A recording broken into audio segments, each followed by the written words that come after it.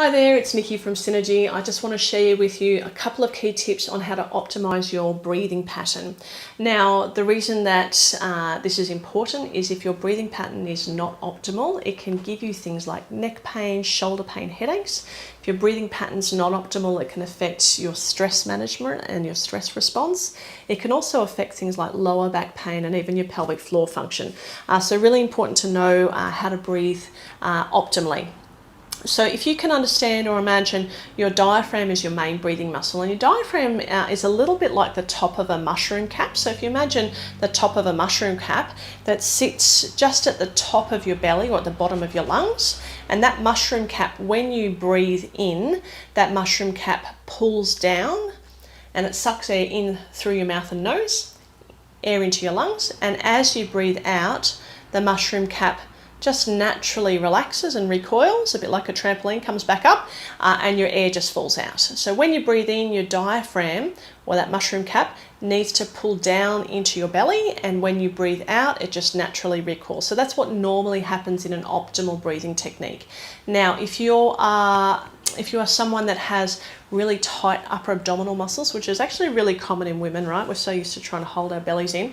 If your belly muscles are too tight, what can happen is the diaphragm has trouble descending down into that abdominal region, which means the diaphragm doesn't work too well, and we end up breathing up into the neck, which can give us all sorts of problems through our neck and shoulders.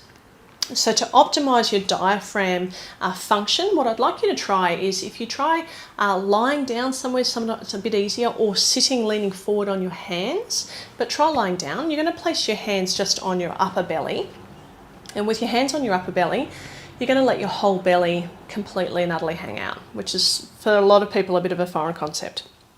So let your whole belly hang out, and then when your belly's relaxed, what I'd like you to do is have a slow breath in, and you're going to let your belly expand into your hands as you breathe in, and then as you exhale, just let your belly soften. No force, you don't force your air out, just let it fall out.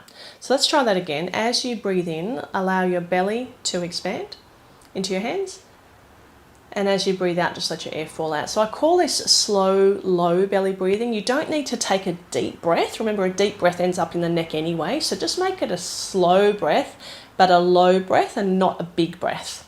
So slow, low belly breathing helps to retrain the diaphragm to start functioning well, which can take pressure out of your neck, which can help your pelvic floor function because it works together with your pelvic floor, but can also help you manage some of your stress levels.